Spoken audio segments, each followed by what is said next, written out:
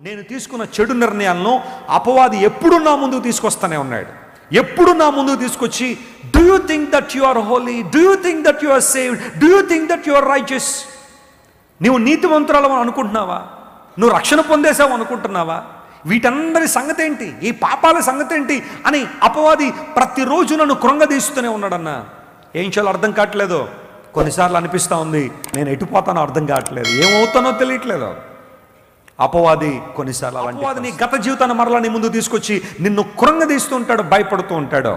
చెప్పు, అలాంటి సందర్భంలో ధైర్యంతో చెప్పు, నా గత జీవితం అంతా నా యేసయ్య సమాధి చేసేసాడు. గట్టిగా చప్పట్లు కొట్టి ప్రభువుని మహిమపరచండి. My God has buried my past. నా గత జీవితం, నా గత పాపాలు, నా గత అపరాధ జీవితం అంతటిని నా యేసయ్య సమాధి చేశాడు. బైబిల్ సెలవిస్తూ ఉంది, నేను ఇంకెన్నడూ ఆ పాపములు ఏం చేయను, జ్ఞాపకం చేసుకున్నాడు. దేవుడే జ్ఞాపకం చేసుకొని అంటున్నాడు.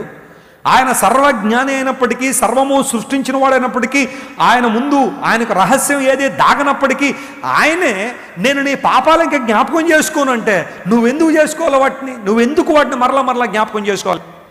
అపవాది ఎప్పుడైనా దగ్గరికి వచ్చి you are not saved, you are not righteous అంటే చెప్పండి, గుండె చేసుకుని, యేసు క్రీస్తు ప్రభు రక్తము ద్వారా నేను కడగబడ్డాను గనుక నీతిమంతుడిగా, నీతిమంతురాలుగా తీర్చబడ్డాను.